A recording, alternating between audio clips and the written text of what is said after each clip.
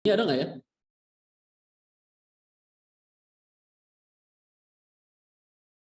Belum ada sih kayaknya.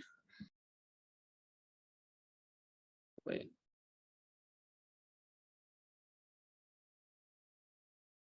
Oh iya, kayaknya nggak ada sih. Tadi udah dikasih tahu ya. Untuk hari ini saya temennya Bobby yang bakal bantuin kuliah hari ini. Untuk materinya di tentang Figma, tentang introduction tentang Figma. Betul gitu ya? Atau tadi ada catatan lagi dari Pak Bobby, Pak Indra?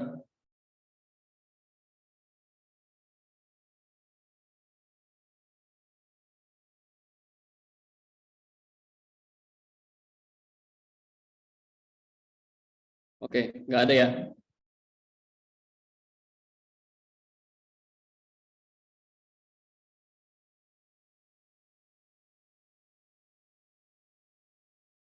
Untuk hari ini ada pesan dari Pak Indra atau Pak Bobby? Kalian panggilnya apa tuh? Apakah Figma aja? Minggu lalu sih bilangnya Figma aja. Gitu ya? Oke. Sip, sip. Oke. Ini kita nyantai aja sambil ngobrol-ngobrol juga. Di sini nama saya Winfried. Saya bakal nge-share beberapa pengalaman saya selama ini sebagai UI designer di menggunakan Figma. Kemudian nanti kalau ada yang mau bertanya, langsung aja tanya, nggak masalah. Kemudian kita open aja conversation ya, gitu. Waktu itu saya pernah bantuin juga nih lecture tentang UI UX. Ada yang udah pernah, kayaknya mungkin ada beberapa yang waktu itu pernah mungkin sama-sama saya juga yang mungkin pernah ingat. Nah, sampai sekarang ini waktu itu udah kapan? Mungkin udah beberapa bulan lalu. Sekarang kalian beberapa orang ini mungkin bisa jawab gitu. Tentang UI UX design itu udah sampai tahap mana pelajarannya? Kalau boleh saya tahu. Atau mungkin pelajaran terakhir apa gitu? Sebenarnya pembahasan terakhir tentang UI itu waktu terakhir ini lecture-nya sama Pak Winfried. Setelah itu Gitu ya? ya ini baru mulai lagi sih sebenarnya. Yang Oh, katanya mau I see. ada tugas gitu. Iya. Oke deh kalau gitu. Berarti sekarang ini kita lanjutin yang kemarin ya, gitu. Ini berarti kelasnya sama ya, kayak yang dulu ya? Sama. Sama, Pak. Siap. Oke, saya share ya beberapa.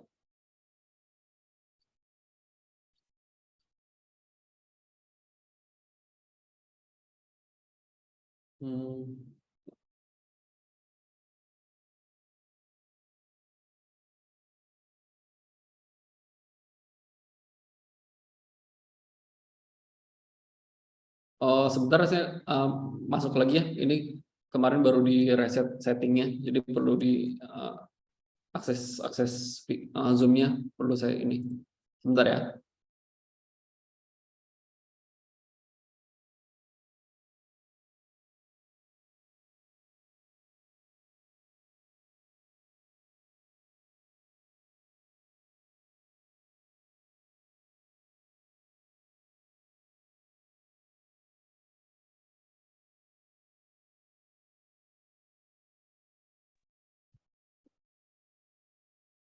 Oke.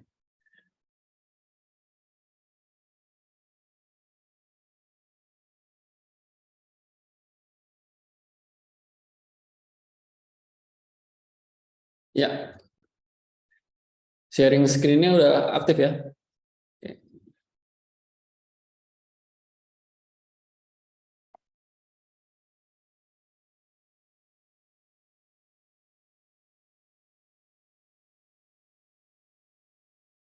Oke. Mungkin dari beberapa kalian masih ada yang ingat, masih ada yang sambil tekan juga tentang UI UX design, tapi juga pasti juga ada yang nggak ngelanjutin ke sini.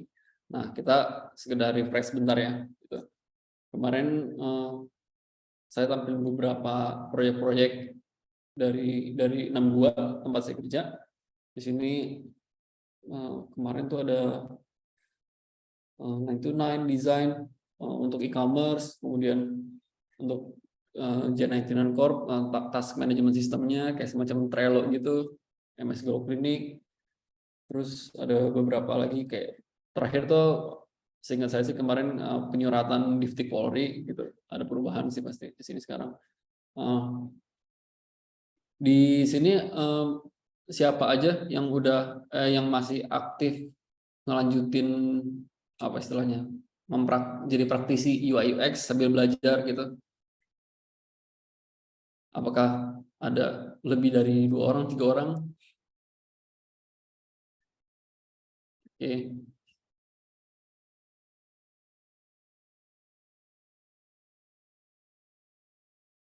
Dikit ya. Oke. Kayaknya sih yang dipakai ya, yang dipakai Figma ya, atau ada yang pakai aplikasi lain selain Figma? Figma aja sih, Pak. Figma ya. Oke.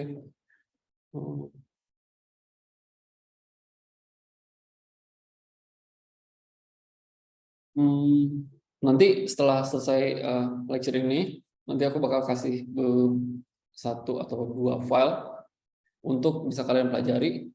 Soalnya bocoran, kayaknya Pak Bobi bakal ngasih kalian tugas, mungkin kelompok, mungkin individu, kurang tahu, untuk bikin satu project user interface dan user experience.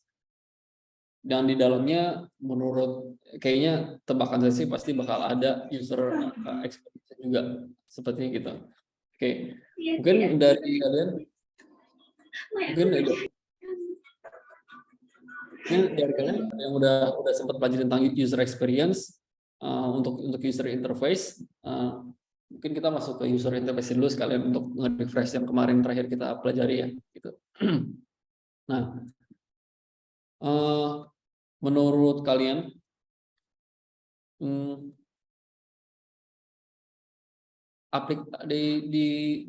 di antara aplikasi-aplikasi e-commerce yang kalian tahu sekarang, mungkin kalian bisa ngetik di sini kalau nggak ada mic juga nggak apa-apa. Menurut kalian yang paling enak untuk digunain di antara Shopee, JDID, Tokopedia, kemudian apalagi kemarin Dino Market, terus JDID udah tutup ya by the way. Terus yang lainnya 929, 707 gitu. Menurut kalian mana yang paling enak dipakai? Yang pernah kalian pakai mungkin, atau yang kalian pernah pakai 2 terus kalian mikir lebih enak yang ini nih gitu. Ada yang mau sharing sebentar? Enaknya karena apa? Pendek aja, cerita pendek.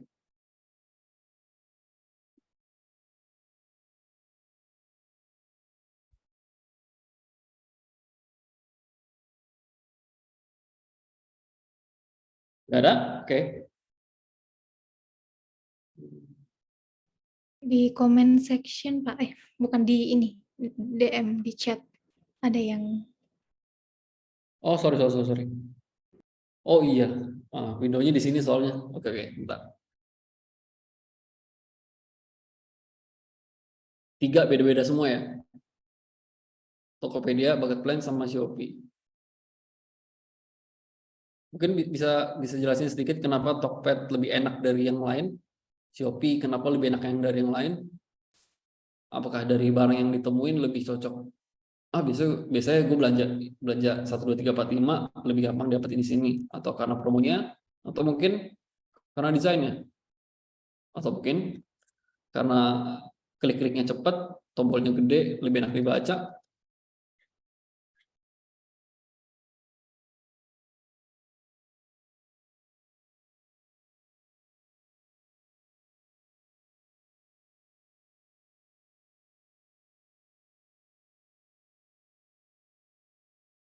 Recording in progress.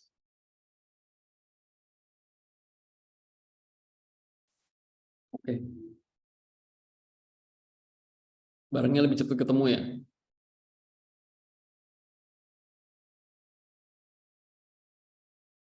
Kalau dari segi tampilan, menurut kalian yang paling enak dilihat mana? Dan karena apanya?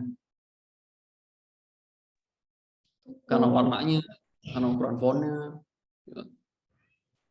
Karena temanku ada yang kayak gini, karena maskotnya lucu. Nah, dia apa namanya? UI designer JDID sampai kemarin tutup tuh. Karena dia suka sama itunya, sama kudanya itu. Menurut dia itu personal banget buat dia. Dan itu benar-benar pure taste aja gitu. Walaupun dia bilang pada akhirnya UI design itu yang selama dia ngerjain, dia lebih demen ngelihat, atau bahkan dia bilang lebih enak belanja Tokped ya gitu. Terus tapi untuk kayak dia bisa attach dengan brandnya itu karena maskotnya gitu. Just karena visualnya ya gitu. Dan karena emotional value yang dibawa sama Tokped-nya. Gitu. Ya, ada juga yang bilang nggak banyak live, ya betul, di Tokped.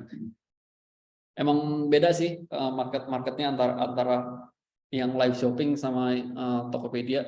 Tokopedia kan sebenarnya juga punya live shopping ya, cuman kan dia ditaruh nggak di atas banget seperti Shopee atau TikTok live gitu ya. TikTok live ya pasti dia memang TikTok live gitu ya. Karena memang concernnya beda. Setahu saya yang kerja di Tokped, dia itu dia sebenarnya digital marketingnya, cuman kayak aku rasa dia ngerti juga karena ada teman-teman yang di UI UX gitu. Karena Tokped tuh dia bilang orangnya ke Tokped udah tahu apa yang dia cari gitu. Jadi dia buka Tokopedia, kebanyakan yang menurut hasil riset dia, orang-orang tuh udah tahu mau nyari apa. Dia tinggal ketik, dia tinggal ketik terus barang-barangnya, dan hasilnya bakal lebih relevan daripada ketika nyari di Shopee. Maksudnya relevan di sini misalnya karena dia udah tahu yang mau dia cari, berarti ada beberapa parameter yang jadi ukurannya beberapa fitur yang jadi parameter dia untuk nyari mana yang bakal saya pilih antara opsi-opsi yang bakal ditampilin sama Tokopedia untuk dia ya. Salah satunya adalah dari harga, kemudian yang kedua itu dari jumlah review sama jumlah penjualan. Makanya yang paling kelihatan di Tokopedia pertama kali pas kita search adalah yang relevan itu justru ya memang ada yang feature satu ya, yang orang-orang yang promote di situ. Tapi yang paling pertama yang kalau di sortnya itu pengurutannya itu adalah relevansi, itu sebenarnya adalah mana yang menjual paling banyak, mana yang udah di review paling banyak, terus juga tingkatan merchantnya. Jadi ada pakai dia top merchant atau official store. Jadi bukan dari kata-kata pencariannya. Kata-kata pencarian iya betul. Misalkan kita nyari iPhone 10 iPhone 11 Pro bekas gitu. Betul, kata-kata itu bakal dicari. Tapi coba search pakai kata itu yang ketemu pasti pertama kali bukan iPhone yang bekas, tapi iPhone yang baru. Gitu. Yang bukan pertama juga sih, tapi biasanya dia tetap ada di atas gitu. Nah, oke, Ahmad Zaki juga bilang ini dari segi visual ya, karena hijau itu simple, iya betul. Hijau itu kan salah satu dari warna dingin ya, jadi warna dingin itu bikin orang enak untuk lama ngelihatnya itu nggak masalah. Berbeda dengan yang kita mengerti kalau tentang blue light itu apa namanya nggak bagus buat mata. Oke, betul blue light emang nggak bagus buat mata, tapi itu spektrum cahaya sama intensitas cahaya itu beda, seperti gitu. Jadi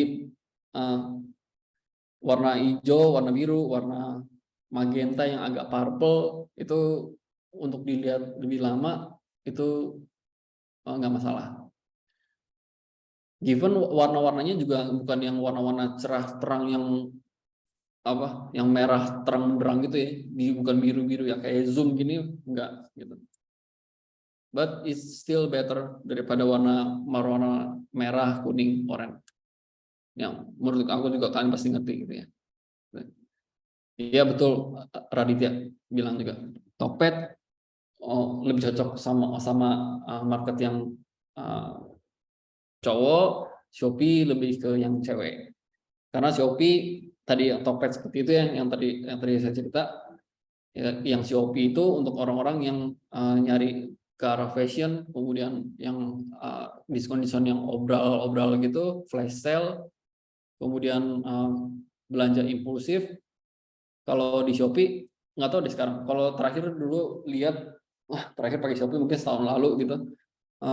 Yang di feature di atas itu kan aku coba search ya. Waktu itu coba search blanket, kemudian pokoknya peralatan rumah gitu. Seharusnya kalau kita udah search begitu beberapa alat gitu ya, nanti kan di home-nya itu mereka ada recommended produk dan bakal menyesuaikan dengan hasil search kita atau barang-barang yang udah pernah kita klik gitu ya. Kalau kita udah sering sehari-hari kita biasanya nge-search atau nyari barang-barang rumah, peralatan rumah, pasti di feature-feature atasnya juga yang di-push adalah barang-barang rumah gitu. Nah, kalau di Shopee waktu itu aku perhatiin barang-barang rumahnya ada sih, cuman yang lain-lain juga masih ada kayak fashion, kemudian handphone case gitu. Ya, nggak apa-apa by the way kalau ada yang mau langsung tanya gitu nggak masalah ya. Nggak usah tunjuk tangan. Kita di sini ngobrol aja gitu. Di Tokopedia lebih soft, betul, lebih enak di mata. Satu karena warnanya tadi, dari segi kalau aku lihat ya, kalau bandingin dari segi tipografi lebih enak juga di Tokped. Mungkin karena cowok gitu.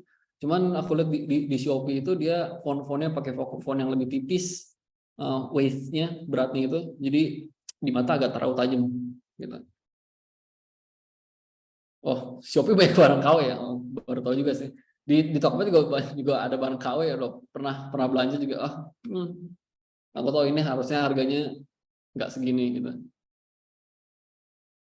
Cuman iya sih, untuk aku ingat sih, untuk dari segi quality control, moderasi gitu, makanya di Tokped dia punya, kayaknya sekarang ada tingkatan merchant baru lagi, which is sama kayak temenku dia dia TikTok shop ya, apa dia TikTok apa dia, pokoknya dia itu juga sebagai quality control merchant yang di TikTok gitu, sama juga seperti di Tokped.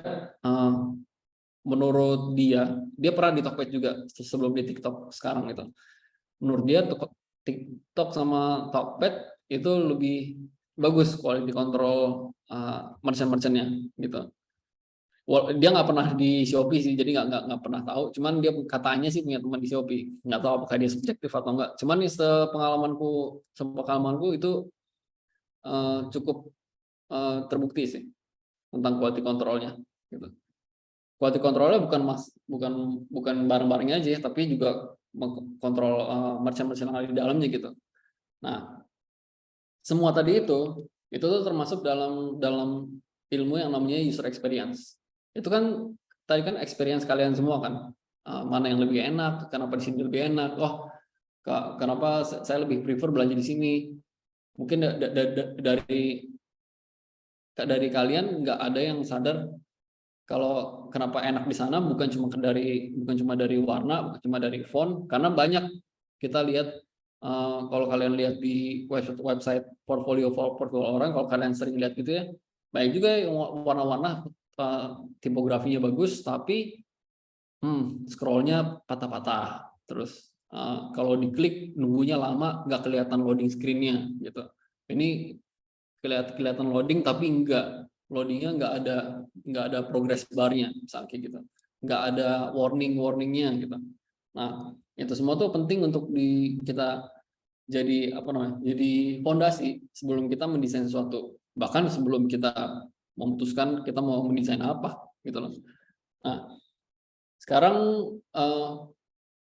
di tim kantorku ini ada tim user experience-nya gitu. Dia yang fokus dulu, kita cuma beberapa orang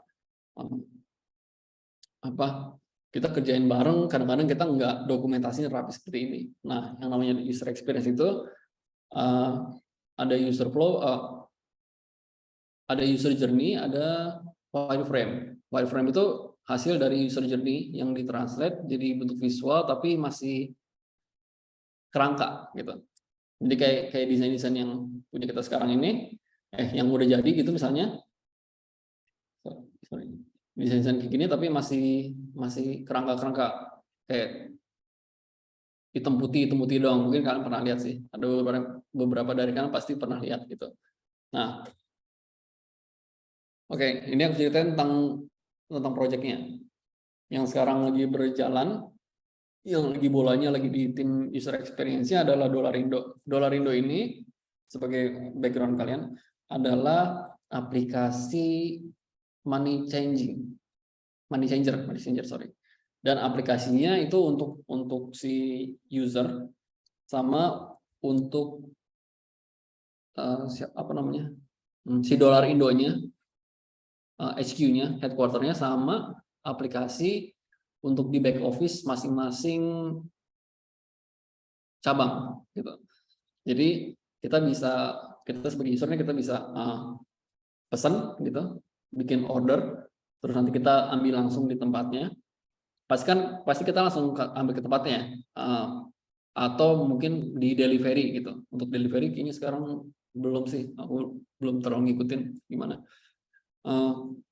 Nanti fisiknya kita tuker dengan kurs yang berlaku pas kita order kemarin. Nah, kalau diceritain kayak gitu, kayaknya user journey-nya pendek ya. Padahal kalau kita lihat di sini, ini kita untuk bikin request order-nya itu seperti ini usernya, journey-nya gitu.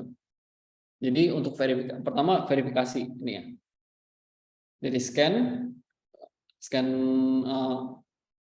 kredensialnya mereka, yaitu nick dari KTP gitu. Terus dari picture-nya mereka, ini dua-duanya ini adalah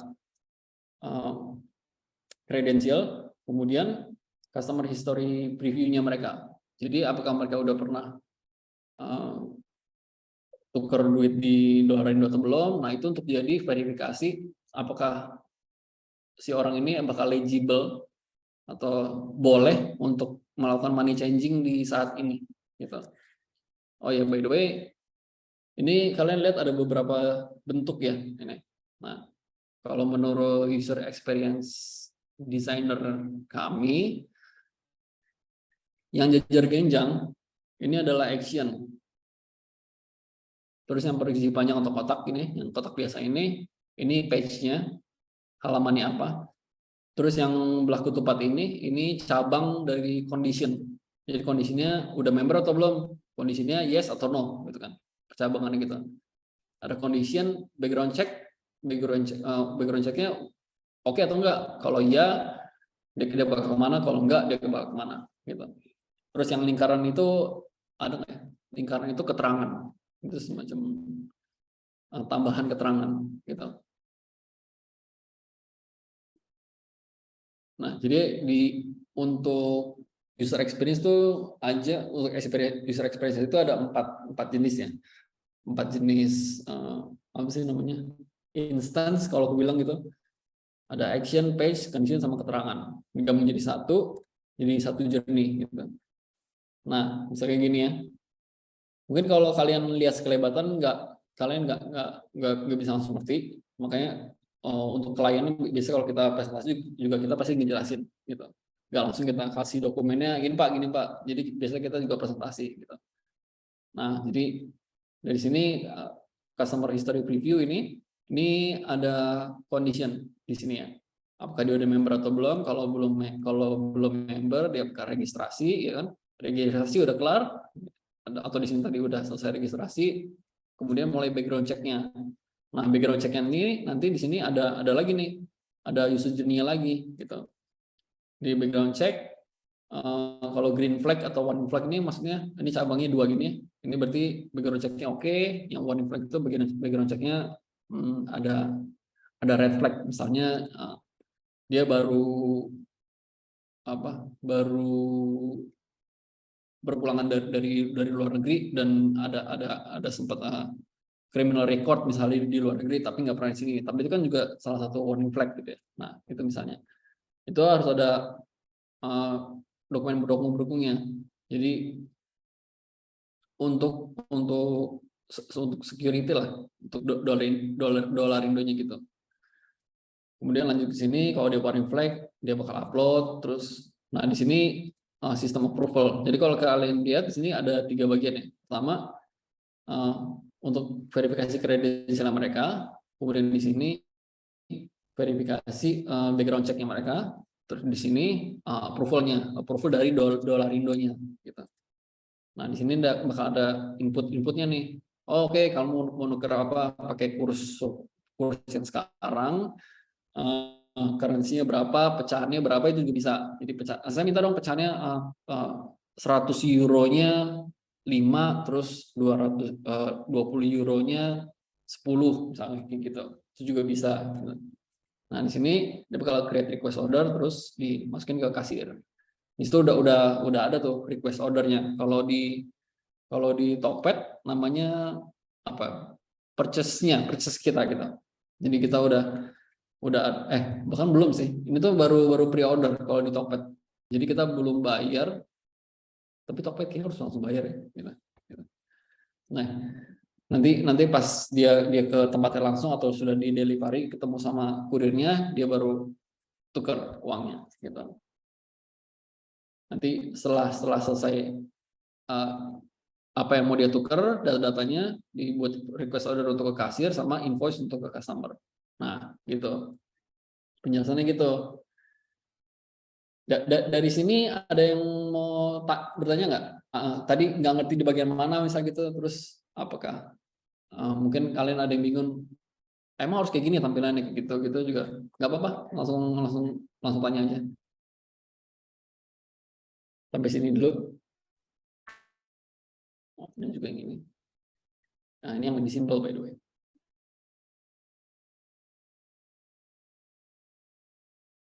Mungkin langsung sini. Mungkin boleh dikasih tahu nggak apa perbedaan user journey sama flowchart gitu? Flowchart. Ya, apakah mungkin flowchart itu dibuat untuk memudahkan para developer gitu, kalau user journey itu untuk memudahkan UI designer gitu? Apa ada perbedaannya gitu yang spesifik? Kalau flowchart itu kan sebenarnya kan bentuk dari user journey ya, gitu. Ini kan flowchart kan ya, ini kan. Cuman flowchart tentang apa? Ini kan flowchart tentang user journey, kayak gitu.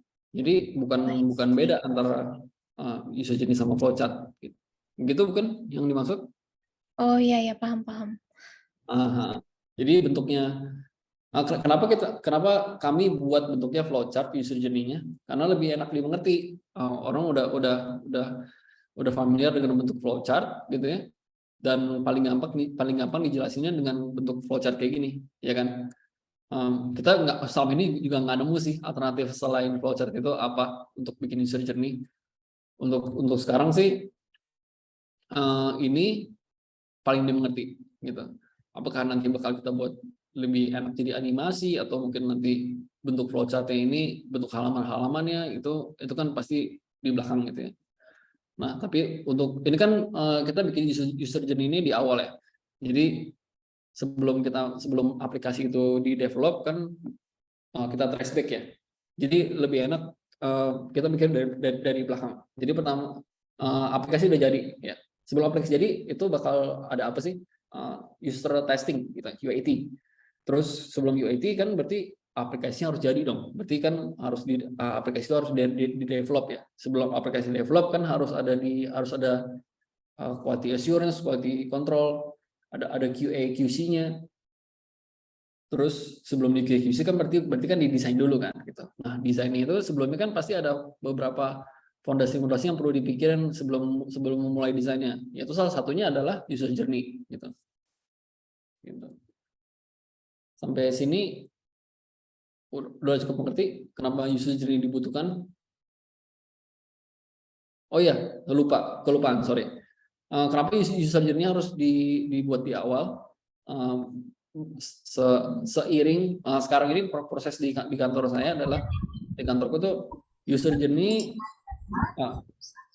brief datang ya, user journey jalan bareng sama look and feel. Look and feel tuh berarti kayak desainnya, beberapa page halaman yang penting, yang kira-kira penting untuk ngasih lihat, gini loh kira-kira menurut 62 teknologi tampilannya bakal nanti kira-kira seperti ini gitu.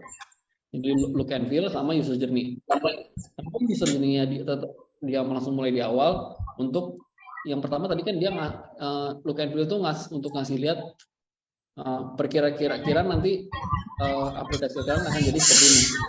Nah, yang ini adalah perkiraan aplikasi kalian jalurnya itu seperti ini gitu loh. Jadi ada tampilan, ada jalurnya gitu. Jadi dia bisa mengerti, oh kan kalau kita sebagai desainer yang visual, kita nggak bisa langsung buat semuanya jadi gitu ya. Kan butuh waktu, butuh requirement yang bakal dikasih dari klien. Misalkan halaman ini butuh fitur 1, 2, 3, gue pengen punya fitur chat, gue pengen punya ini, itu namanya requirement dari klien yang nanti di compile sama bisnis analis yang ada di kantor itu. Nah, itu agak panjang. Nah, itu kan panjang ya untuk membuat desain. Nah, yang bisa dibuat di awal berarti dari kita adalah kita bikin user journey-nya. Gitu. User journey-nya untuk ngasih lihat, nih jalan kalian tuh dari start sampai finish tuh begini loh. Nah, ini ada banyak ya user journey. Kenapa ada banyak user journey? Kita pecah-pecah berdasarkan flow-nya. Jadi request order flow, bikin request order. Kita anggap pakai analogi Tokped aja deh. Flow 1 misalnya search. Jadi dari kita buka homepage, kemudian kita klik search bar-nya, kita search, kita ketik apa, terus itu kan biasanya ada preview-nya kan tuh sebelum kita enter kan. Terus kita klik enter-nya itu kayak gimana, sampai hasil akhir selesai gimana. Itu satu flow. Terus flow kedua dari home, terus kita pilih favorit kita, dari list itu kita pilih salah satunya, dari salah satunya favorit kita masukin ke cart, dari masukin ke cart ke bayar, ke bayar, terus sampai ke window pembayaran. Itu flow kedua. Jadi kenapa nggak jadi satu semuanya gitu? Ya pusing, mabok juga ngeliatnya gitu ya.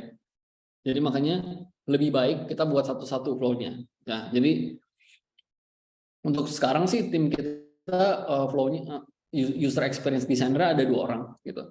Nah, 2 orang itu dia yang satunya ngebantuin ngobrol sama business analis kita untuk ngelisting requirement, which is ini. Nah, ini bukan requirement by the way. Ini sebelum requirement, ini hasil meeting sama si klien. Nanti ini dibikin jadi requirement. Nah, sebenarnya kalau di kita sih tanpa dibikin rapi jadi requirement, ini udah jadi sebenarnya gitu. Ini udah requirement yang udah bisa kelihatan kok. Oh, ini NPWP hanya bisa dipakai perusahaan kalau perorangan di atas 300 juta. Berarti dia masuk di flow yang mana gitu. Requirement seperti ini. Nanti ini dirapiin, terus dari sini dia baca nih beberapa. Oh, red flag-nya tuh nasabah high risk, kalau transaksi di atas 100 juta gitu, transaksi di atas 350 juta tapi salnya begini gimana, ada kondisinya kayak gitu. Terus proses tutup jam 3. Kalau tutup jam 3 berarti aplikasinya apakah ada timernya atau kita harus tutup manual. Nah, itu kan pasti perlu dibuat flow-nya. Flow penutupan shift. Jadi kayak petugas Indomaret kan dia login kan tuh di komputernya.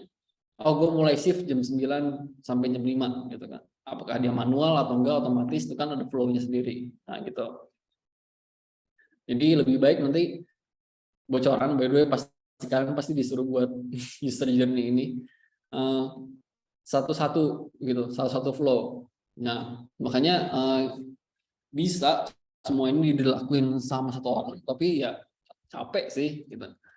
Pertama-tama kalian buat itu untuk buat user interface itu buat user experience dulu, which is dari user journey gitu. Sampai Ser sini mau nanya dong. ya boleh lanjut. User apa sih ini? User flow ya? Apa sih? Ini User journey, user user flow sama journey. sih ya. Ya, Ya, user journey ini harus dibuat pakai perhitungan kemungkinan yang matang gitu, jadi 100% gitu. Semua kemungkinan ada, atau ntar bisa diupdate seiring ininya ketika development. Itu aja sih, pengen nanya itu doang. ya, betul, itu pertanyaan yang bagus, yang which is jadi masalahnya di kantor kita juga. Sudah pasti kita punya kekurangan dari segi waktu. Kita nggak, kalau kita ngomong ideal, proyek ini kalian yang atur sendiri waktunya. Yang penting kalian kerja tiap hari gitu. Mau selesainya kapan nggak masalah. Which is nggak mungkin terjadi ya. Kalian pasti punya deadline. Dari deadline itu dibuatin timeline-nya sama project manager. Wah, ternyata tim desain cuma punya waktu 2 minggu untuk bikin desainnya. Nah, pastikan kita bakal beradaptasi ya, gitu ya. Untuk bikin user journey-nya kita cuma ada waktu 3 hari nih. Gitu. Nah, dari 3 hari itu, jadi aku cerita gini nggak apa ya. Jadi untuk supaya kalian ngerti juga, ini kan kelas tentang digital marketing. Apa aku lupa? Sorry ya.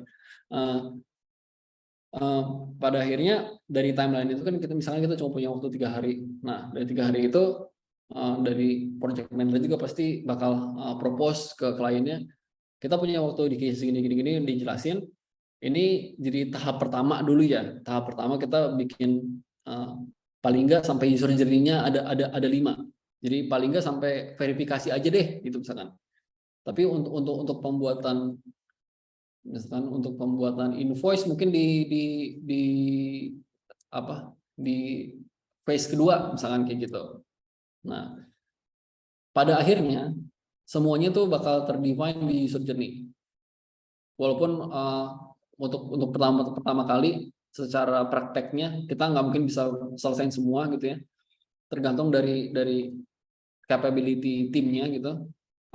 Kalau tim desainnya bisa selesaiin ini semua 1 minggu, memang dibutuhkan 1 minggu, ya kita berarti buat aja user journey-nya sampai yang mana dulu gitu. Tapi menurutku sih juga yang dilakuin sama tim gue sekarang. Kalau namanya Rehan, by the way, sama Eni. Rehan, Eni, kalau kalian nggak ada waktu, kalau kalian nggak ada kerjaan yang berat, yang ada deadline user journey baru gitu, nggak ada klien baru, cobain Dolar Indo ini kalian selesain lanjutin gitu user journey-nya gitu. Jadi menurutku sih pelan-pelan. Tapi kalau misalkan kayak yang tadi kasusnya gitu ya, which is sudah pasti sering terjadi, yang bakal dipecah jadi beberapa fase development itu, bikin user journey yang paling core, yang paling inti. Jadi pembuatan request order misalnya, kalau di Tokopedia misalkan dari awal home sampai checkout, kemudian order tracking, kemudian apa lagi, search sampai ketemu produknya, kemudian apa sih namanya istilahnya, produk showcasing-nya. Jadi maksudnya ngeliatin ini produknya, ini infonya ada judul, harga, promo, teks, kemudian deskripsi segala macam sampai review gitu. Nah, itu kan yang utama semua kan.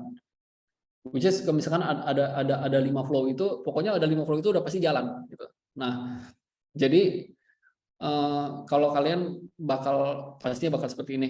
Bakal disuruh mana ya, gue punya waktu 3 hari, gue buat user journey yang mana ya, pilih mana yang paling utama gitu. Nggak necessary dari paling awal. Kalau dari paling awal kan pasti dari buka Tokped terus login ya, login kemudian forgot password gitu. Itu emang kelihatannya enteng, cuman itu tetap takes time gitu. Walaupun kalian bisa ngebuat 15 menit, kalian bisa mungkin kalian bisa buat satu journey dari register sampai dari login dan register semuanya satu journey itu kalian bisa selesai dalam waktu 1 jam. Tapi kan 1 jam itu mungkin kalian bisa kasih untuk user journey pengembalian barang, karena itu lebih penting ya kan gitu. Walaupun pada akhirnya yang login tadi juga pasti bakal dikerjainnya. Cuman priority is the key. Gitu sih. Udah cukup jelasin belum? Oke, seru dah. Ya, gitu ya. Untuk user journey atau user flow, ada yang mau ditanyain lagi? Ini ada beberapa file ini nanti bakal aku kasih sih. Dan kata Pak Bobby, by the way, ini juga pasti cuma sampai jam 9 aja gitu. Kalau nanti aku kasih juga kontak aku, mungkin kemarin belakangan aku nggak aktif di LinkedIn, tapi nanti aku aktif aja. Kalau ada pertanyaan, bisa langsung tanya di situ, gitu ya. Tentang user journey dan user experience. Mungkin aku bisa kenalin juga sama ke Rehan, user experience UX designer kami, gitu. Gitu. Sampai sini ada yang perlu ditanya lagi? Ada yang mau ditanyain, masih bingung di bagian sini, masih bingung di bagian sini nih, gitu. Ini by the way itu nggak ada rumus eksaknya. Kalian mau buat kayak gimana? Yang penting bisa dimengerti, itu aja. Kalau kalian mau buat apalagi masalah visual, warna terserah kalian lah, gitu. Cuman ya, again, yang penting bisa dimengerti, bisa dilihat dengan baik, gitu. Bisa dibaca dengan jelas, dan kalian menang punya user yang bagus adalah kalau kalian bahkan nggak perlu ngejelasin ini ke klien, gitu. Kalau kalian kasih ini ke klien atau ke siapapun gitu, kalau mereka bisa baca dengan, oh ya saya ngerti, itu berarti kalian buat user journey-nya, buat user flow-nya itu bagus, perfect, gitu.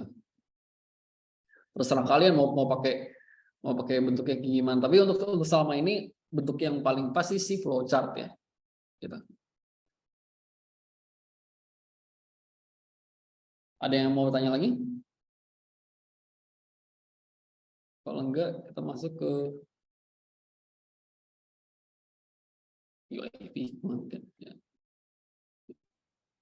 Untuk UI, untuk user interface ada dua sih. Yang pertama ini dari library komponen kalian. Ya, setelah tadi misalkan kalian ada timnya 4 orang, dua user experience designer, UX designer, yang 2 lagi UI designer ya.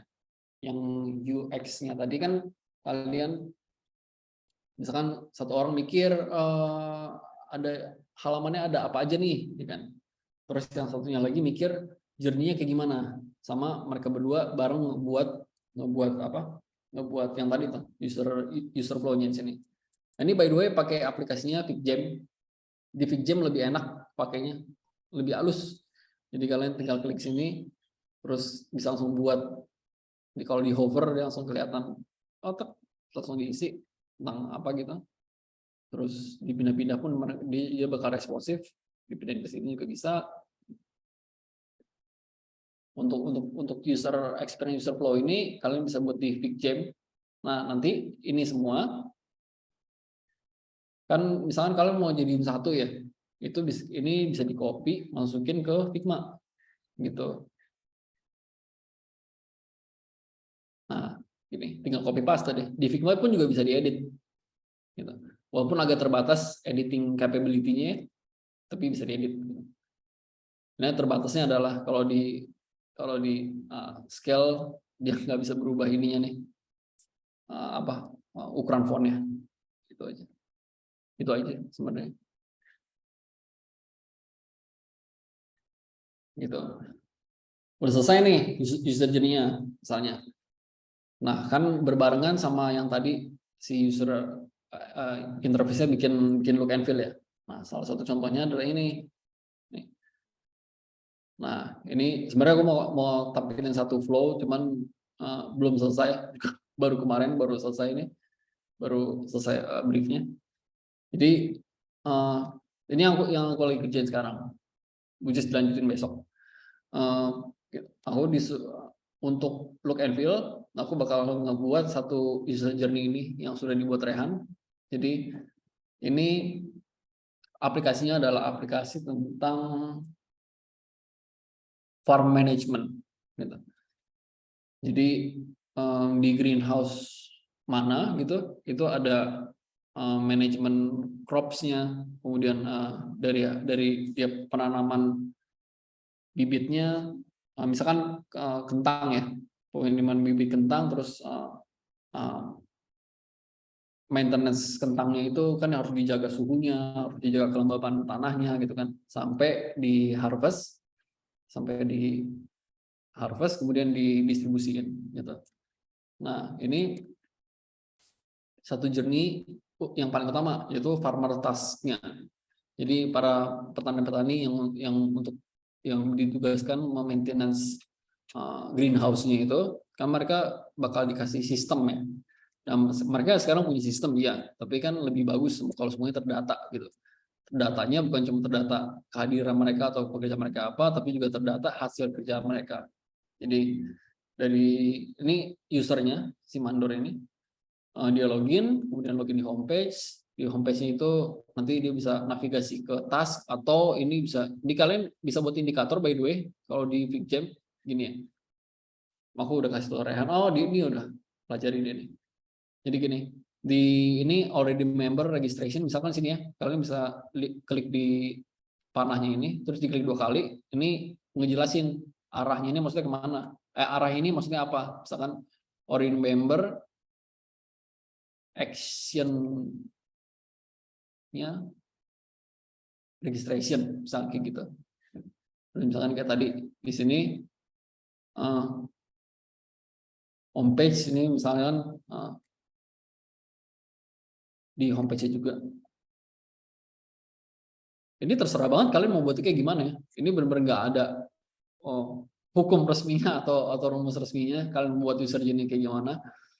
Aku sih buatnya dulu kalau pas buat ini sendiri juga mirip-mirip kayak gini, cuman nggak serapi Rehan yang buat sih gitu. Juga bentuk yang buat model kayak gini nih. Maksudnya gimana? Kalau nggak dijelasin kayak orang nggak ngerti gitu. Karena nggak berpengalaman juga sih. Gitu. Di homepage misalnya ada tasknya, atau mungkin ini navigasi ke menu task, bisa juga gitu. Bisa kalian jelasin dengan cara tadi itu. Di tasknya itu ada task list, terus masuk ke task detail, gitu kan. Misalkan tasknya adalah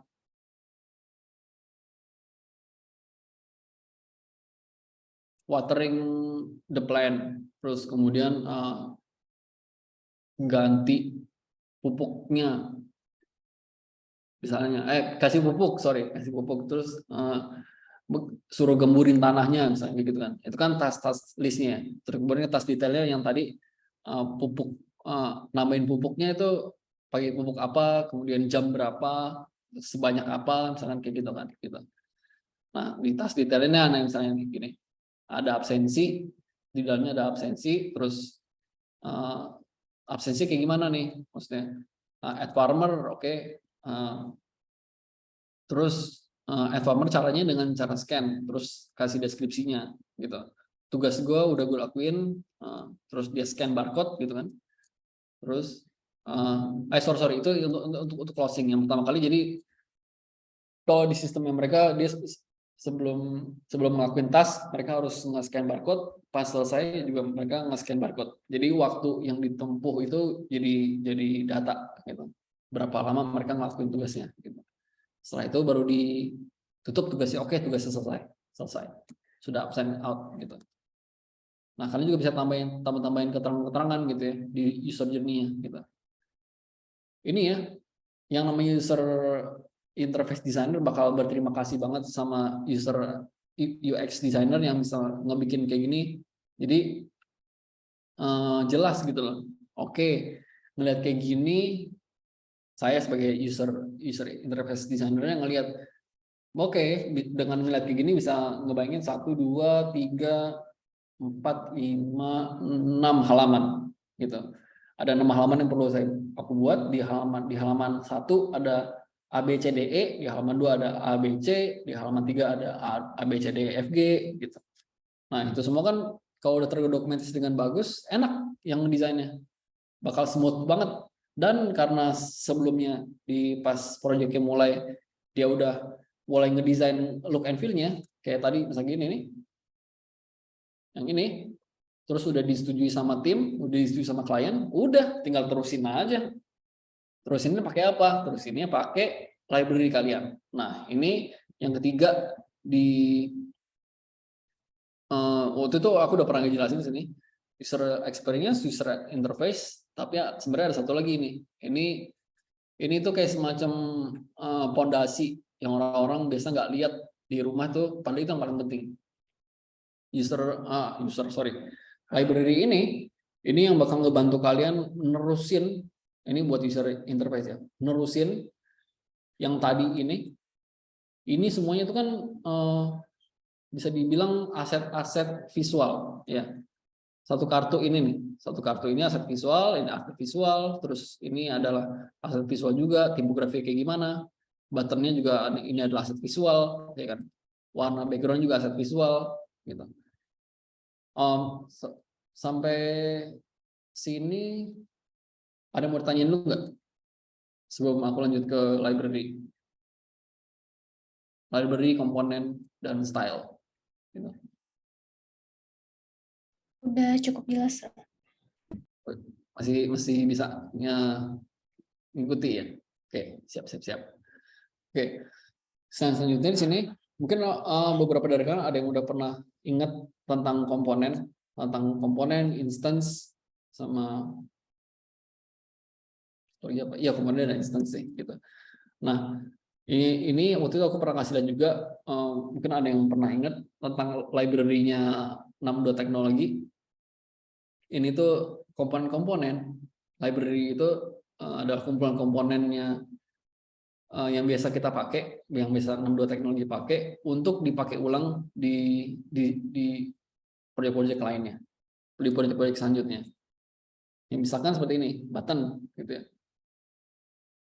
Nah, yang udah paling pasti ada di semua user interface itu adalah 3 ini.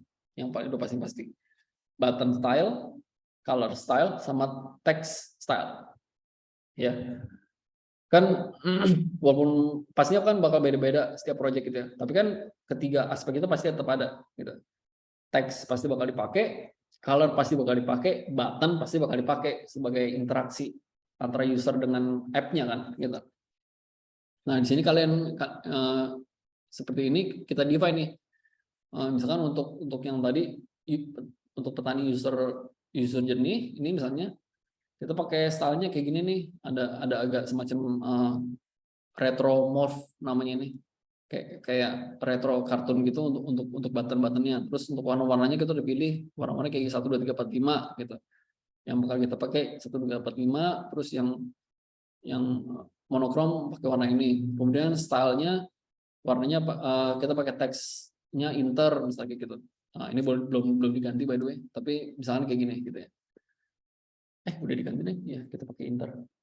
Nah, dari situ semua ini termasuk library nih. Jadi ini perlu kalian define juga nih, text style untuk mobile sama desktop. Kalau color nggak beda ya pasti ya gitu. Nah, kalau kalian lihat aset dan komponen di sini mirip kan sama yang tadi nih, cuman kan beda. Untuk warna by the way, itu 3 warna utama yang pasti ada, itu adalah warna putih, warna hitam, dan warna aksen, gitu. Hitam dan putih ini kalian bisa define, nggak harus. Kalau kalian tahu hex code-nya itu hashtag 000 sama hashtag FFFF, gitu. F-nya 6 kali, 0-nya 6 kali, itu kan hitam sama putih, gitu. Itu nggak harus benar-benar pure black atau pure white, gitu. Kalian bisa define supaya misalkan, warnanya kalau pakai hitam putih terlalu kontras ya, gitu. Kayaknya berarti putihnya kita bikin lebih gelap, hitamnya kita buat lebih terang, jadi lebih dekat spektrum warnanya, jadi lebih enak dibaca. Nah, itu kalian semua define, terserah kalian kalau setelah. Nah, ini aku buat dia agak sekitar kayak semacam 90% blacknya. Kemudian yang pure white-nya biasanya pure white-nya pasti 100%. Soalnya kita butuh satu bagian yang kontras, either pure black atau pure white, itu pasti dibutuhkan salah satunya. Tapi kalau kalian mau buat salah satu, kalian mau buat nggak usah deh, tetap semuanya soft aja, nggak apa-apa, terserah kalian. Itu kan tergantung sama kliennya, tergantung sama kebutuhannya, gitu kan. Jadi bukan tergantung selera, gitu.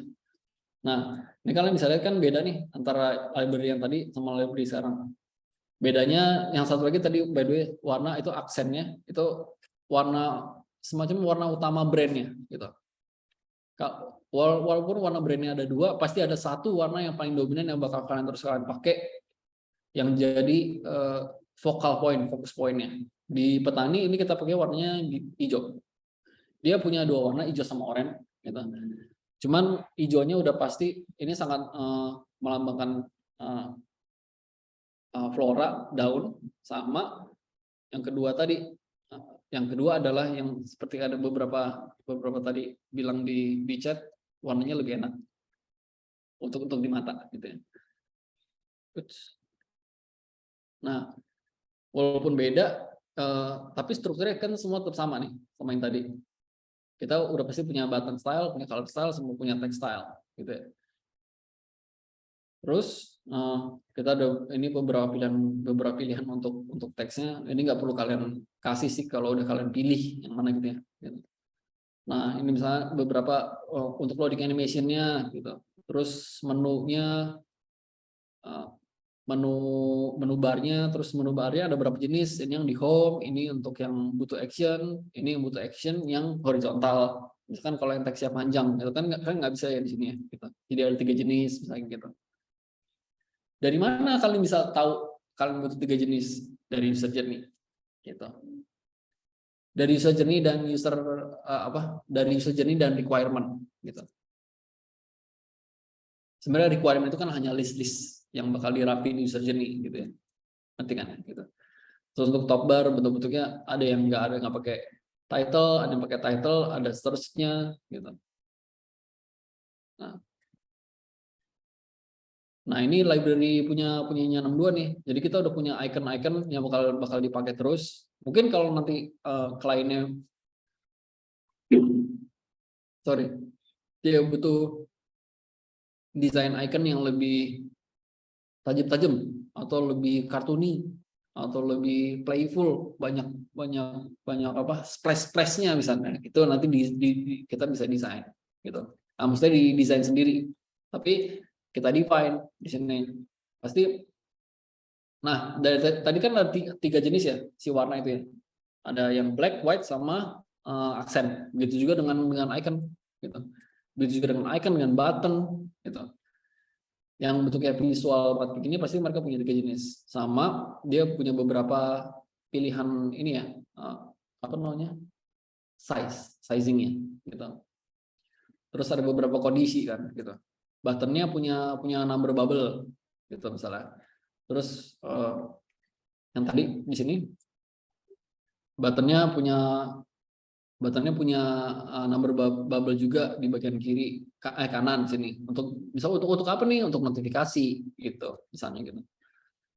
Terus untuk yang paling pasti ada di sini kan toggle on off, terus ada checklist, ada option, gitu kan.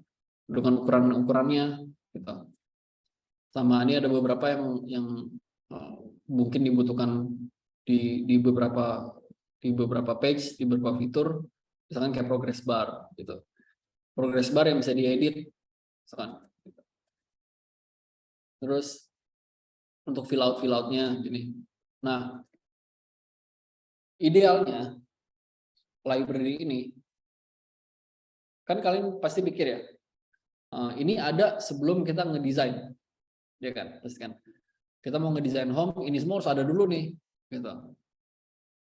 Cuman gini, pada prakteknya kita pasti bakal memperbaiki library on the go. Jadi kita pasti nggak punya library yang perfect banget, karena untuk punya library yang perfect banget kalian juga butuh past projects yang banyak, gitu.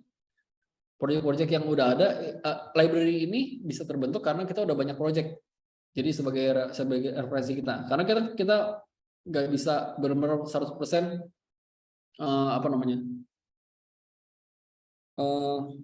memprediksi si project ini, misalkan si $Indo ini bakal punya fitur 1, 2, 3, 4. pada akhirnya pas kita selesai meeting, pas kita selesai bikin user journey, oh ada halaman kayak gini ya. Ini kayaknya kita butuh komponen ini nih. Nah, komponen itu yang baru itu pada akhirnya kan bakal dimasukin ke library gitu. Jadi menurut aku nanti kalau misalnya kalian ada project sebagai user designer ya, UI designer, kalau kalian ada project itu nggak perlu terlalu mikirin, aduh kok library gue masih sedikit banget nih gitu.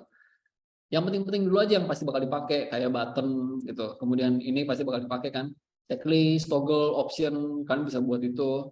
Dan kalian juga bisa lihat langsung di Figma community, itu by the way banyak banget sih.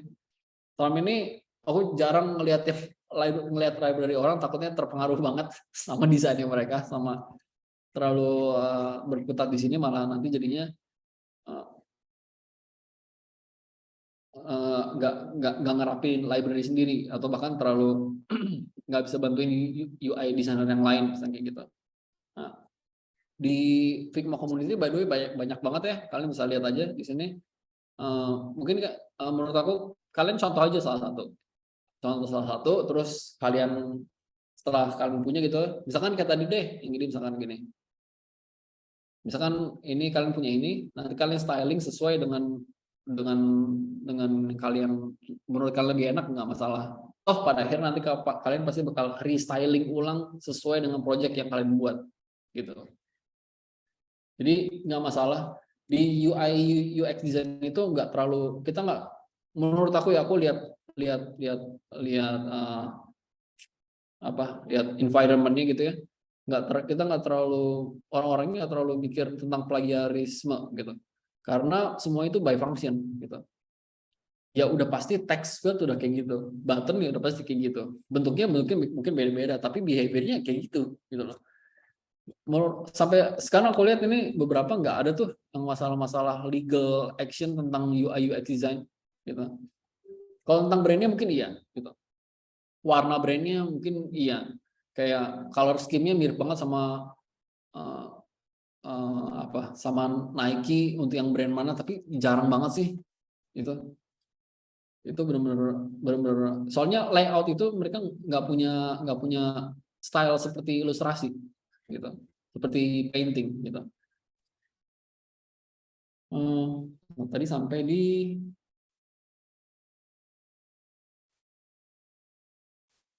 sini ya, di library ya. Jadi on the go aja kalian memperbaiki library kalian gitu. Jadi menurutku setelah kenapa penting tadi ya, yang pertama kali kita ada project yang yang UX designer buat user ini, kita buat look and feel supaya ketika udah jadi ketika udah jadi kayak gini, kalian bisa terusinnya lebih mulus dengan adanya bantuan user journey gitu. Menurutku kalian buat aja langsung buat halamannya gitu. Atau kalau kalian lebih rapi, biasanya buat fiturnya dengan kayak gini. Ini satu fitur, yang aku maksud dengan fitur adalah ini satu fitur, dan ini satu fitur.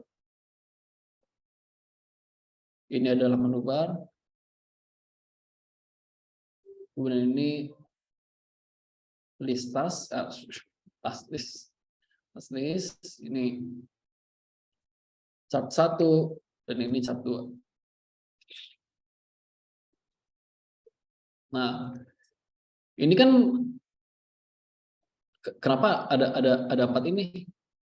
Karena 4 ini ada termasuk di sini, misalkan. Ini si Rehan nggak buat, tapi aku tahu dibutuhinnya ada 4 di sini. Ada menu bar, ada task list yang bakal dikasih lihat di home, dan ada 2 chart yang penting untuk ditampilkan gitu. Ini sebenarnya ada di bagiannya sini tadi nih. Yang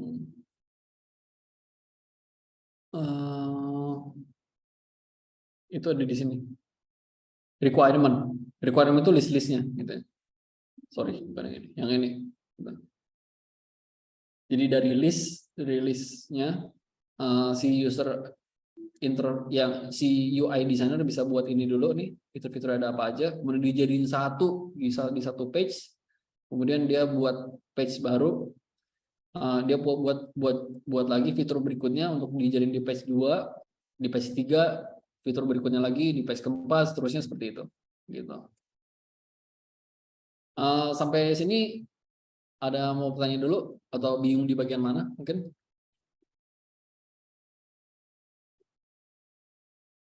Setengah 9.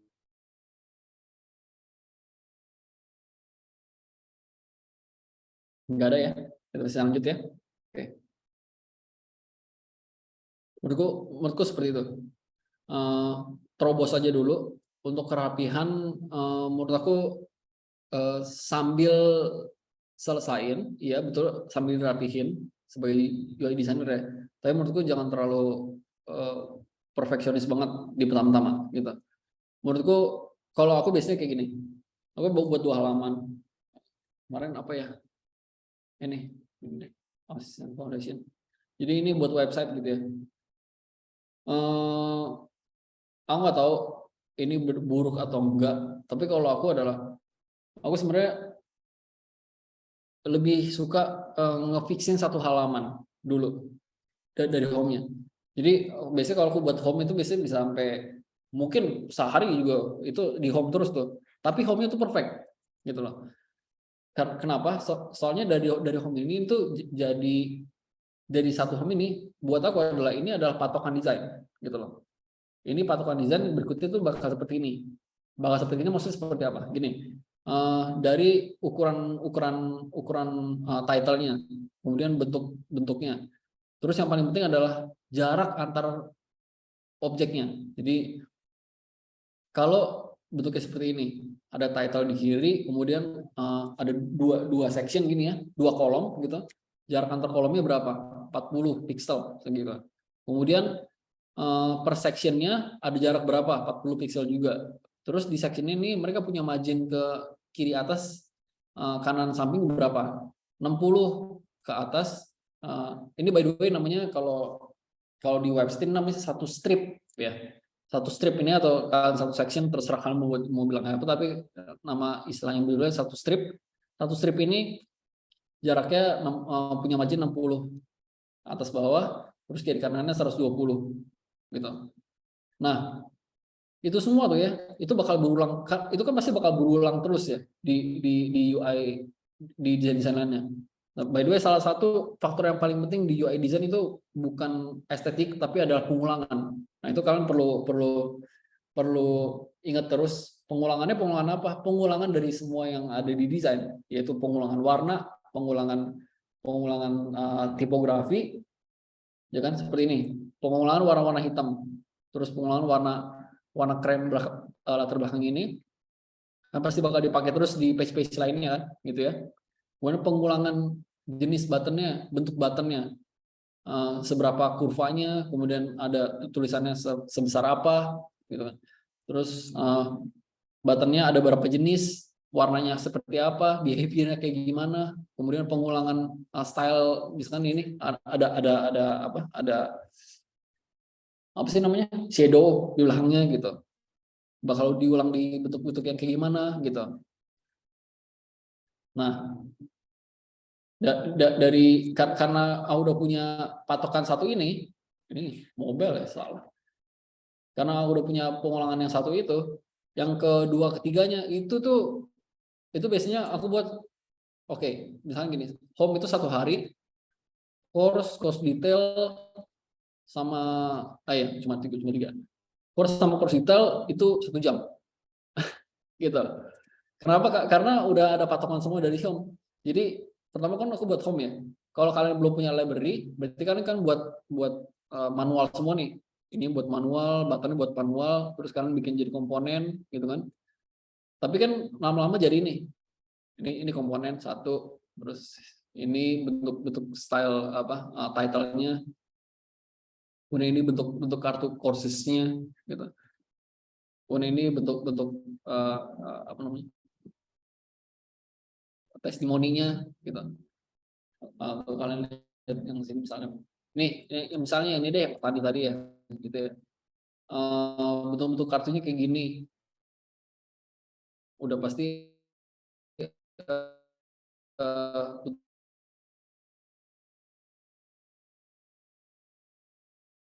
juga gitu. Kemudian marginnya 12, kemudian samping kiri-kirinya 12, samping atas 12. Ini kan bakal dipakai terus. Ini ya, dengan kalian udah selesai home kayak gini, misalnya kalau kalian mau bikin, kalau misalkan aku mau bikin task list gitu. Ini kan berarti kan yang ini nggak ada, ini kan listnya. Terus mungkin di sini nanti bakal ada yang apa namanya, switch menunya. Di sini today, terus ini yang udah ini ongoing, ini yang history misalnya gitu. Gitu kan? Ini udah kelar. Ini udah task list selesai. Satu gitu. Ini misalkan ini ya.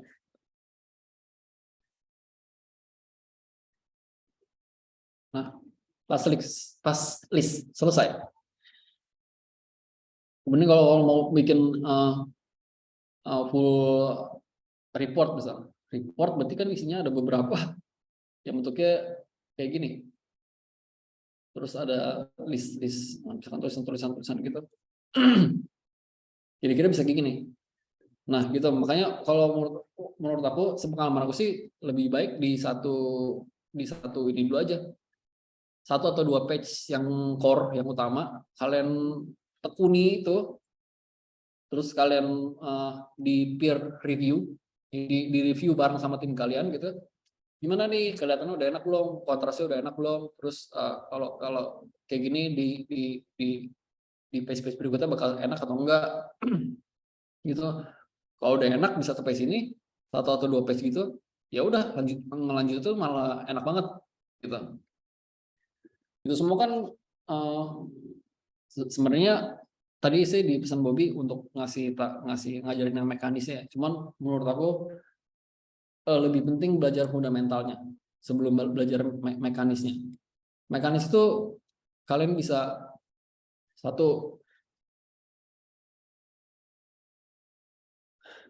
lihat file-file yang ada di community, kalian duplikat, terus kalian coba ganti stylenya.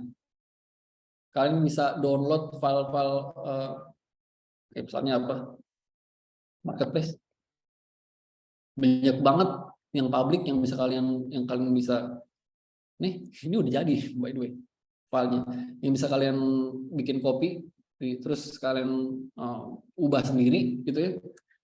Ini misalnya kalian yang ini misalnya file ini bisa kalian download by the way, ini gratis, kalian download, diganti misalkan halaman ini ikonnya diganti, warna belakangnya diganti, icon ini diganti, search-nya tipografinya diganti, icon sini diganti, digedein, logonya diganti, terus list ini dibikin jadi lebih kecil misalnya, terus nggak ada fotonya, ini fontnya udah diganti semua, itu jadi aplikasi baru, literally baru gitu. Dan kalian itu bukan plagiat gitu loh, karena nggak ada yang bisa mematenkan desain layout gitu loh. Menurutku itu salah satu belajar ya. Oke. Saya mau nanya, boleh nggak Pak? Ya. Jadi kan tadi yang saya notice dari desainnya itu untuk spacing, terus layout margin kanan kiri atas bawah, atau mungkin spacing antar komponen, antar aset, itu yang saya notice angkanya tuh kelipatan 4. Nah, dulu saya tuh pernah diajarin awal-awal tuh bagusnya emang kelipatan 4 itu tuh standarnya emang kayak gitu, atau kayak preferensi gitu. Iya betul. Itu jenius banget tuh notice itu tuh. Iya, by the way kita semua ini by apa ya, waktu itu kita pernah ngobrolin tentang sama developer, kita waktu itu workshop bareng gitu ya. Sebenarnya kelipatan 2 bagus, Win, gitu. Cuman aku bilang, iya tapi kelipatan 2 itu terlalu kecil, gitu. Nah, perbedaan antara 1 pixel dan 2 pixel kalau di HP itu sekarang pakainya 375 pixel ininya, ukurannya. Perbedaan 2 pixel sama 2 pixel. Jadi misalkan ada spacing antara 2 sama 4, itu tuh kecil banget gitu loh. Pada akhirnya aku bilang gini, pada akhirnya gue pasti bakal buatnya kalau nggak 2 pixel ya 8 pixel. 2, 8, 16, 24, 40 gitu loh. Terus ya udah dinaikin aja lah jadi 4 piksel gitu. Dan setelah itu kita sadar ternyata di luar sana juga ternyata benchmarknya paling bawah kelipatan itu 4 memang 4 piksel. Mungkin secara rasio itu memang bagus sih gitu. Dan menurutku selama ini kita kerjain, aku waktu itu pernah cobain bikin gue rebel coba 6 piksel, jelek jelek asli. Pakai 2 piksel terlalu kecil ya kan, beda-bedanya. Pada akhirnya ya mendingan 4 piksel gitu. Jadi coba kalian kalau mau riset lebih lanjut boleh gitu. Apakah mungkin sekarang 8 piksel lebih enak? Mungkin bisa kayak gitu. Mungkin iya, mungkin enggak. Tapi menurutku paling kecil itu 8. Ini 12 ya. Nah, ini pasti 8 tuh kan gitu. Kalau kita buat 4 terlalu sempit dan nggak kurang enak di mata gitu. Caranya kalian bisa kayak gini nih. Kalian buat kotak 4x4, jaraknya 4 piksel. Terus dinaikin atau diturunin 2 piksel, kotak 2 piksel dengan corner radius 2 gitu. Jarak antar kotaknya 2 piksel. Nah, itu menurut aku kalian bisa lihat perbedaannya. Mana yang enak dilihat, mana yang nggak lihat, mana yang nggak enak. Enak atau nggak dilihat itu adalah kalian bisa membedakan balok 1 dengan 2 secara gampang. Maksudnya gini, ini ya, antara warna pink dengan warna hijau ini bedanya jaraknya 2 piksel. Di sini masih enak mungkin ya. Tapi kalau misalnya kita deketin ada banyak gitu, apakah masih tetap kelihatan atau bahkan sulit dilihat. Mungkin kalau merah sama kuning, merah sama biru beda banget ya, hitam sama putih. Kalau kuning sama oranye, kalau bedanya 2 piksel itu kecil banget gitu. Gitu sih, faktor-faktor kayak gitu yang bisa jadi insight buat kalian kenapa why it is gitu. Karena walaupun kita nggak bisa jelasin secara ilmiah mungkin gitu, tapi kita bisa jelasin secara experience gitu sih. Dan sampai sekarang ini memang 4 piksel itu adalah walaupun 4 itu menurut Chinese angka sial, tapi itu adalah angka golden untuk di UI UX design gitu. Oke, thank you. Ya. Nah, tadi sampai mana ya? Sebenarnya udah selesai sih. Untuk belajar tentang UI menurut aku ada banyak cara. Pertama tadi di marketplace ini kalian buka filenya terus kalian bedah gitu. Memang agak bosan sih pasti. Makanya kalian cari aja yang menurut kalian bagus. Misalnya ini lucu nih, nggak terlalu banyak fitur. Ya udah kalian bikin yang ini. Walaupun gini ya, kalian disuruh bikin project e-commerce. By the way, kayaknya kalian bakal disuruh buat e-commerce sih, kayaknya gitu. Ini bocoran aja, jangan bilang dari gue ya. Kalau emang benar e-commerce, misalnya kalian disuruh buat e-commerce, terus tapi gue tuh bukan orang yang demen belanja gitu loh. Walaupun pada akhirnya kalian pasti bakal pelajari tentang e-commerce gitu ya. Untuk belajarnya, kalian bisa dari yang kalian suka, toh ya kan. Pada akhirnya fundamental desainnya kan sama, walaupun aplikasinya beda gitu. Misalkan e-commerce, kalian lebih demen waktu itu kayak ada yang pernah buat ini yang Spotify itu ya. Gue lebih demen musik gitu, dunia gue musik banget gitu. Dan sehari ini gue pakai Spotify gitu, dan menurut gue enak nih Spotify ngelihatnya gitu. Ya udah deh, gue pengen belajar tentang itu dulu deh, yang berdasarkan musik gitu. Atau mungkin gue lebih tertarik yang website gitu tuh, website yang keren-keren tuh, yang ada parallax-nya gitu. Nah, kalian bisa juga ya pelajari yang ke sana gitu loh. Jadi menurutku gitu sih. Dari yang kalian suka dulu aja. Nah, dari kalian suka, kalian cari file-file yang gratisan gitu. Sebenarnya di Envato tuh ada, kalau nggak salah, kalau dia benar-benar ada yang murah tuh ada $5 gitu loh. Anggap aja beli kafe, beli Starbucks 2 kali gitu loh, $5 gitu loh. Kadang-kadang aku untuk yang gitu-gitu kalau sekitar $2 $5, kalau hasilnya kalau bagus ya udahlah gitu loh. Gitu. Atau jiplak Misalkan dari ini aplikasi yang udah ada gitu sih, itu juga lumayan ngebantu. banget serius deh. Aku itu aku bisa bilang 90% aku belajar tuh dari aplikasi yang udah ada. Gitu. Nah, waktu itu aku juga udah pernah cerita di lecture sebelumnya itu, cara aku belajar dan cara teman-temanku semua yang desainer belajar itu adalah dengan ngelihat orang lain gitu loh, ngelihat hasil orang lain. Karena apapun yang ada sekarang, yang ada di saat ini tuh udah sedikit invention yang pure invention kayak dulu Tesla, kayak dulu Edison gitu loh. Menurutku sekarang kita adalah mengenhance yang udah ada gitu loh. Dengan cara apa? Dengan cara menduplikat dan memperbaiki dan membuat itu lebih bagus gitu. Kayak, makanya waktu itu aku sempat bilang bagi kalian yang pengen berlanjut ke desain gitu, daripada kalian nge-scroll TikTok, mendingan nge-scroll Behance gitu. Nge-scroll Behance itu tuh bakal bikin kalian terbiasa otak kalian dengan desain yang bagus. Walaupun kalian nggak inget, oh desain yang bagus tuh karyanya ini, project ini. Enggak, pelan-pelan tuh kalian bakal otak kita tuh bisa nge-record micro memory gitu loh.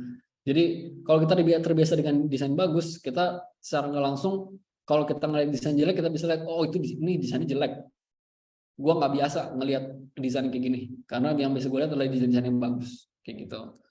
Gitu juga dengan musisi kan, mereka juga tiap hari dengar lagu kan, dan dengar lagunya juga bukan dengar lagu yang genrenya mereka doang. Mereka belajar dari genre lain, makanya dengan itu mereka bisa invention gitu loh.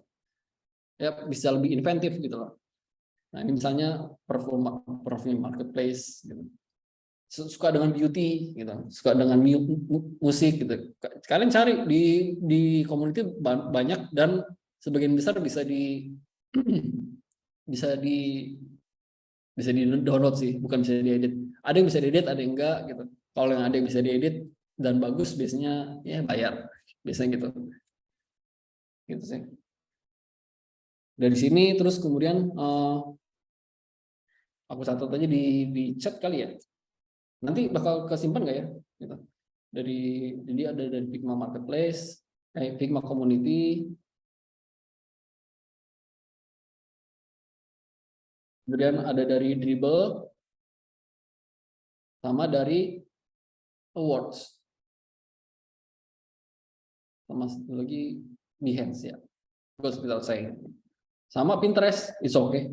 Pinterest tuh baik banget juga yang desain gila. Dan aku sangat saranin kalian pelan-pelan pelajari tentang AI. Ini pesan aku buat semua teman-teman aku yang desain, karena udah 2 tahun lalu dan kita kadang-kadang sengaja untuk nggak lihat gitu, willful ignorance.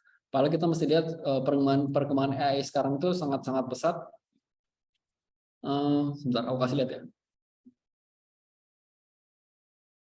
Kemarin kita pernah, jadi kemarin ada rekannya Bobby datang ke sini, terus apa? Dia bilang, what can we do to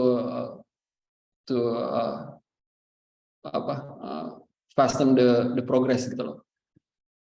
Salah satunya adalah maybe AI can help gitu loh.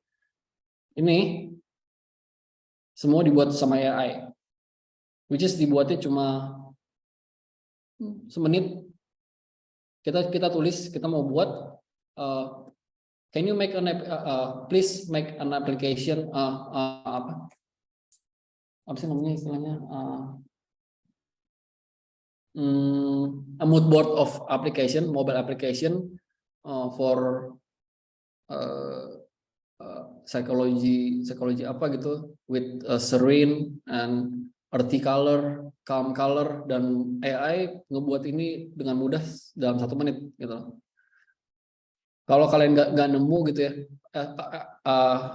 apa namanya, referensi dari Figma Community, dari Behance, dari Awards, dari apapun itu, dari Dribble, dari Pinterest, mungkin kalian bisa minta bantuan AI.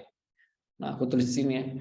Ini namanya Midjourney. Kalian bisa akses ini lewat Behance, and it's free. Tapi kayaknya sekitar 25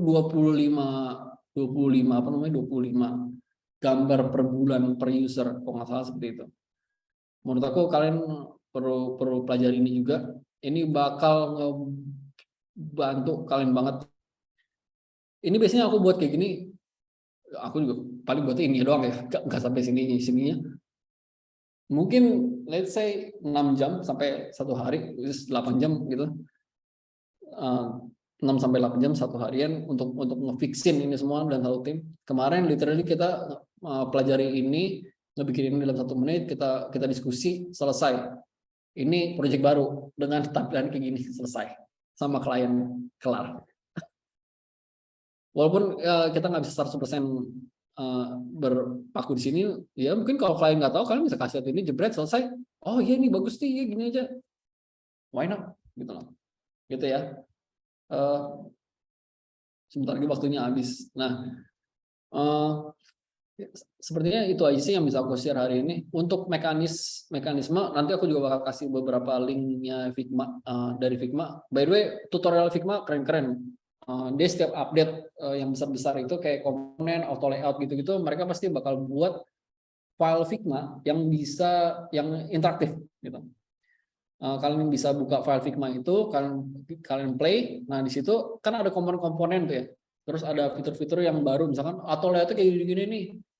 Untuk video kalian bisa kayak gini loh. Nah, itu semua yang contoh-contoh yang mereka buat itu kalian bisa edit gitu loh. Gitu ya. Ini tadi apa?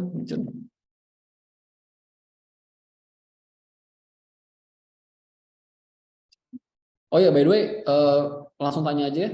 Langsung tanya-tanya sebelum kita selesai jam 9 gitu. Boleh-boleh. Ada yang mau tanya tentang apa aja. Dari saya sih udah cukup gitu. Sir, saya mau nanya, kalau misalnya sebelum kita presentasiin desain kita ke klien, sebenarnya apakah prototype itu necessary? Dibilang necessary, sebenarnya selama pengalamanku selama ini, mereka bilang necessary, tapi menurut aku good to have, gitu. Karena dengan adanya prototype itu, klik segala macam itu lebih interaktif. Orang klien yang punya keterbatasan persepsi visual lebih terbantu, gitu. Nah, misalkan yang paling nggak kelihatan jelas visualnya kan adalah user journey ya, gitu kan. User journey paling dia bisa melihat, kalau nggak bisa persepsi visualnya kurang, home request to play ini kok banyak banget di homepage ya, padahal kan tampilannya kayak gini. Oh iya, ada 5 menu, tapi nggak ada tulisan dan kecil-kecil ada di bawah, gitu. Nah, selain ini, menurut aku sih untuk sampai sekarang visual gini aja, karena beberapa kali kita presentasi jebret-jebret di Figma gini, nggak usah di prototype, udah cukup gitu. Tapi yang namanya prototype itu is good to have karena kita bisa langsung lihat interaksinya gitu. Jadi orang juga lebih, dia bisa dapat tampilan dan feel-nya 100% gitu. Karena dengan prototype itu berarti kita ngasih lihat UI dan UX gitu. I think it's a good to have, dan kalau kalian punya waktu, buatlah itu, kejar yang namanya prototype itu. Tapi kalau kalian nggak punya waktu, menurut aku lebih baik kalian tekanin di bagian user jadinya ngasih lihat seperti apa, terus sama tampilannya seperti apa. Menurut aku itu cukup gitu. Ini by the way bukan bikin kalian prototype belakangan aja lah, belakangan. Kalau punya waktu ini kerjain gitu. Karena itu bakal ngebantu banget. Ya ini kan sambil ngobrol sama kan, sambil klik gini kan mereka bisa ngomongin, wih aplikasi gue nanti bakal jadinya keren nih di dalam otomatis kan gitu. Bisa lihat kayak gini kan, oh iya, jadi diklik langsung kelihatan gitu ya, jadi bukan pakai pop up ya gitu kan, jadi experience-nya lebih jelas di klien kayak gitu sih gitu. Menurut aku ya kalau bisa dibuat gitu. Tapi menurut aku itu yang ketiga lah, setelah buat look and feel, setelah buat UI-nya selesai, sama setelah buat apa namanya si user journey gitu. Oke. Makasih, Sir. Ya, user journey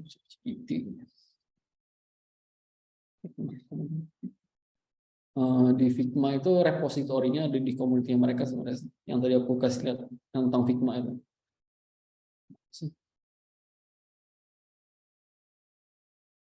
Keren. Di sini.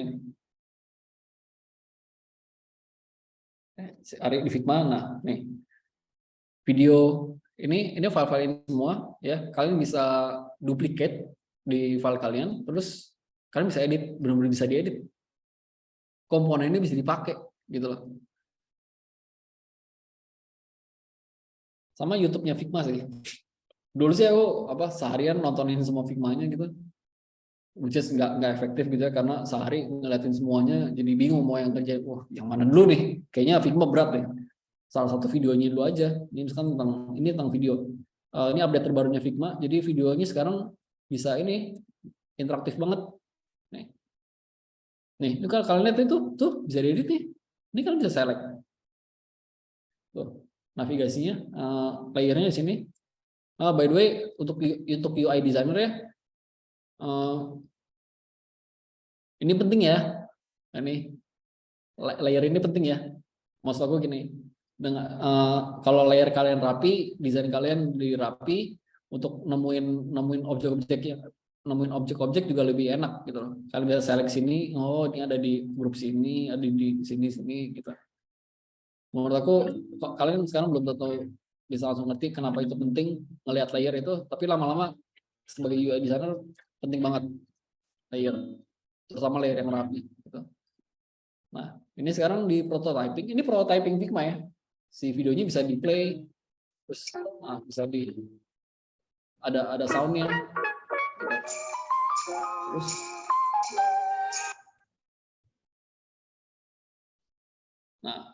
gitu. Ini kan prototyping Figma ya, tapi kalian nggak nyangka kan kalau sebenarnya filenya itu bisa kalian duplicate di project kalian selanjutnya, gitu. Oke, ada pertanyaan lagi?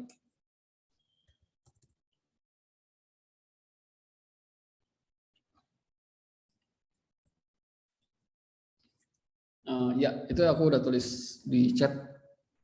Harusnya kesimpan kan ya chatnya ini ya? Atau enggak?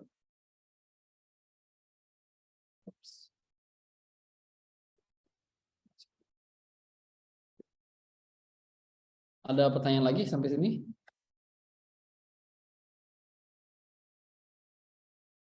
Buka chatnya di mana nih?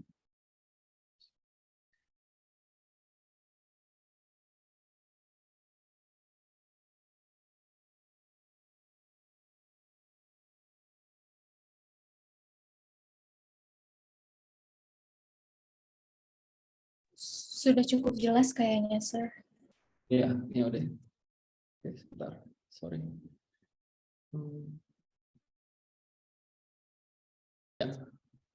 Oke, sampai sini aja deh lecture kita hari ini. Semoga bisa ngebantu banget ya untuk yang berniat lanjut ke user interface dan user experience. Untuk knowledge lainnya kalian juga bisa pelajari banyak dari YouTube. Kalian cari aja tentang, kalau kalian bingung how to make a proper component for button kayak gitu. Kalian bisa cari langsung di YouTube, semua itu banyak banget sih. Belajar mandiri itu walaupun malas di awal, menurut aku ketika kalian buka satu video atau kalian buka satu file aja itu udah jadi tahap awal untuk kalian belajar gitu loh. Setelah kalian buka filenya, kalian buka videonya, kalian buka artikelnya, menurut aku tahan aja untuk pelajari itu semua selama 2 menit 3 menit, pasti bakal lumayan. Ternyata kayak gitu ya, ternyata penting juga ya hal-hal yang kayak gini. Ternyata gue perlu ngerapin hal yang ini 1, 2, 3, 4, 5 gitu. Nah, kalau kalian tipe orangnya kayak aku yang jarang banget ngebaca, buka secara apa istilahnya, aktif untuk nyari gitu, dan aku lebih seneng di forum diskusi gitu ya. Langsung di forumnya Figma tanya kayak gini langsung tanya gitu, atau sama teman-teman ini juga bisa, kalian kalau yang kayak aku kayak gitu bisa langsung hubungi aku juga di LinkedIn gitu. Aku kasih linknya by the way. Ya, tanya aja boleh tentang mekanis Figma, kemudian mau mungkin nanti aku bisa kasih beberapa contoh file-file Figma yang bisa aku share. Mungkin library yang tadi ini beberapa aku bisa share. Menurut aku ini walaupun kita buat pribadi di sini, menurut aku ini bukan sesuatu yang confidential banget sih. Menurut aku ini untuk umum juga pasti mereka bakal bikin seperti ini pada akhirnya. And if it's gonna help you, I'll be glad to share. Gitu sih. Oke, itu aja deh lecture hari ini. Semoga bisa ngebantu kalian semua ya. Untuk pertanyaan lanjutnya nanti untuk lecture selanjutnya nanti bisa dikabarin langsung dari Pak Bobi. By the way panggilnya Pak Indra apa Pak Bobi sih? Nah itu. Untuk nextnya untuk UI UX kalau kalian ada pertanyaan bisa langsung LinkedIn gitu ya. Sama beberapa referensi yang tadi aku udah kasih itu, kalau ada yang nggak ngerti cara navigasinya bisa tanya aku. Kenapa sih di Pinterest, kenapa di Figma Community contoh carinya kayak gimana sih, juga nggak apa-apa, tanya aja langsung gitu ya. Oke, itu aja untuk hari ini. Thank you ya semua. Semoga sukses di lecture di pelajaran selanjutnya, dan lecture hari ini bisa membantu kalian untuk bisa lebih ngerti tentang user interface dan user experience. Gitu aja. Terima kasih, Pak.